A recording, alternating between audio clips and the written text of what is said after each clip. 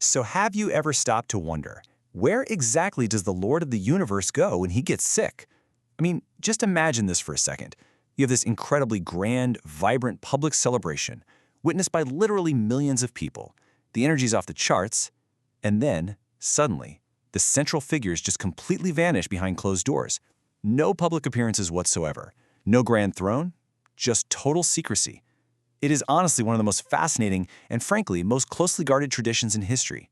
And the crazy part? It happens every single year.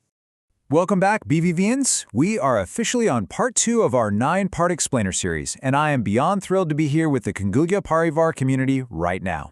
Today, we are diving deep into a period of just beautiful mystery and super intense devotion, so let's get right into it. Today, we're exploring what's known as the Divine Rest, the secrets of Anasara Niti. Basically, this explainer focuses on a highly guarded 15-day window, which, for the upcoming 2026 calendar, is scheduled from June 30th to July 13th. During this time, the deities enter a strictly private retreat. But you're probably asking, why do they even need this rest in the first place? Well, it all kicks off just before those dates. The whole catalyst for this secret period is the Snana Jatra, the Grand Bathing Festival, happening on June 29th, 2026. Picture this. The deities, Lord Jagannath, Lord Balabhadra, and Goddess Subhadra, are brought out to this massive open platform. The priests draw water from the Sunakua, the golden well, and they bathe the deities using exactly 108 pitchers of sacred herbal water. After this enormous bath, they are dressed in the Hati Besha, this absolutely spectacular elephant attire that honors Lord Ganesha. But, as tradition tells us, getting drenched by 108 pitchers of water has some consequences. The deities end up catching what's described as a transcendental chill, or a fever. And that brings us right to the core concept of this explainer. Let's break down the actual word Anasara. Ana literally means absence or not, and Basara means dwelling or staying. So you put those together and it translates to a temporary seclusion or an absence from the public eye.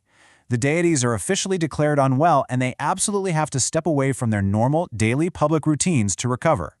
Since they're sick, the deities are carefully moved into the Anasara Gahara. This is a special closed-door sick chamber located deep inside the temple. For 15 straight days, the main sanctum is completely shut off to the public. Millions of devotees who normally pack the temple are suddenly left outside. Inside, the lords are treated just like you or I would be if we were down with a bad fever. They need peace, quiet, and really specific medical attention. But that begs the question, who exactly is taking care of them behind these closed doors? Well, this is where it gets super interesting. During the Anasara period, the regular temple priests actually step aside. The caretaking is completely handed over to the Dayapati priests. These priests trace their lineage all the way back to the Aboriginal Savara tribe, specifically to a tribal chief named Biswabasu, who is actually the very first worshipper of Lord Jagannath. In the eyes of the tradition, they aren't just priests, they are considered the Lord's exclusive family members. There's a really great quote from the iOS Sojournal that hits the nail on the head here. It says, "Their association with the deity reflects a deep-rooted tribal connection in the Jagannath cult." It's just a profound example of cultural syncretism. During the Lord's most vulnerable time, when he's sick and hidden away, all those highly structured Brahminical rituals are totally paused, and these ancient indigenous tribal practices take center stage to nurse the divine back to health. So the real takeaway here is this massive contrast in how the Lord is treated. You look at regular temple worship, and it's very structured, right? It's overseen by Brahmin priests with these grand public offerings and super rigid daily schedules. But the Anasara caretaking, it is incredibly intimate. The tribal Dayapatis treat the deities not just as these supreme, untouchable gods, but literally as their own sick family members. It's personal, it's secretive, and it is 100% focused on healing. Which, of course, leads us to the actual healing process itself. Dr. Deba Prasad Dash, who's an Ayurveda expert, actually points out that during this specific time, the Jagannath temple is a laboratory of chemicals. The medical treatment the deities receive behind those doors isn't just some symbolic gesture. It's a meticulously documented ancient Ayurvedic regimen. The lords are basically undergoing an intensive indoor panchakarma treatment. This whole indoor healing process unfolds in a few distinct phases. First up is Swadhana, which focuses on lowering the deity's high temperature. After that, they're given Aswa, a very special medicinal preparation made by the Sawara servitor families. And finally, to wrap it all up, they get Dasamula. This is a super potent medicinal extract made from 10 different roots, brought in by the temple physician. It's designed to fully cure the fever and rejuvenate the deities, helping them achieve this fresh, renewed youthfulness. Okay, I absolutely have to highlight the foolery oil they use during that first Swadana step because it is wild. This isn't just some essential oil you grab off a shelf. It's a highly specific formulation of pure sesame oil mixed with fragrant flower extracts and herbs. And here is the truly mind-blowing part. It is prepared by the Bada Odia mutt and then literally kept buried underground for an entire year before it is finally dug up and used to massage the deities. Talk about patience and precision, right? Now, while all this intense, secretive healing is happening out of sight, what are the devotees actually seeing? Well, if you visit the temple during Anasara, you're going to find the grand Ratna Singhasana, the bejeweled throne, completely empty. Instead, devotees worship the Anasara Patti. These are these absolutely stunning, traditional Patachitra cloth paintings that act as stand-ins for the deities. They specifically depict them in their resting forms. Lord Jagannath as Ananta Narayana, Goddess Subhadra as Bhuvaneshwari, and Lord Balabhadra as Vasudeva. But here's the thing. This physical separation isn't just logistical. It serves a brilliant psychological and spiritual purpose.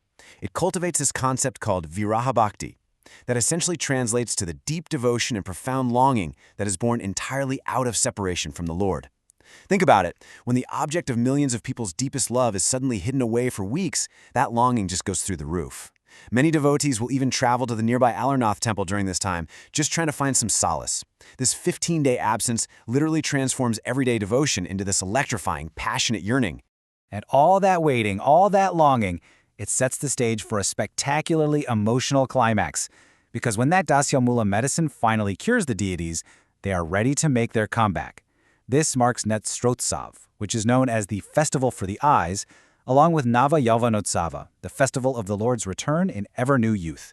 Fresh kajal is beautifully painted onto the deities' eyes by the servitors. They're dressed in gorgeous fresh attire, and those heavy doors of the Anasara Gara are finally thrown wide open to the ecstatic crowds who have been waiting for 2 weeks. So let's just look at how all this beautifully connects on the 2026 calendar. It all kicks off with that 108 pitcher bath on June 29th. That single event triggers the 15-day Anasara Niti seclusion we've been talking about, which runs from June 30 right through to July 13th. This whole period of purification, rest, and intense longing is really the perfect spiritual runway. Because just days later, from July 16th to July 24th, we get to witness the massive explosion of joy that is the BVV Ratha Jatra. And BBVians, this is exactly what we're gearing up for. Hosted by the Kalinga Parivar, the upcoming BBV Ratha Jatra is going to be absolutely monumental. Understanding this Anasara period, the fever, the tribal care, that deep, deep longing, it's so crucial because it completely transforms the Ratha Jatra. It makes it so much more than just a parade. It becomes this euphoric celebration of reunion. And with that, we wrap up part 2 of our 9-part explainer series. We've laid out the divine rest, and now the chariots are waiting for us on July 16th. So, I'm going to leave you with this final thought to chew on before we jump into our next explainer. How will knowing about this 15-day mystery of divine absence amplify your own personal energy and excitement for the BBV Ratha Jatra? When you finally see the Lord emerge, refreshed and renewed, what is that reunion going to mean to you? Keep that energy high, BBVians, and I will see you in part 3.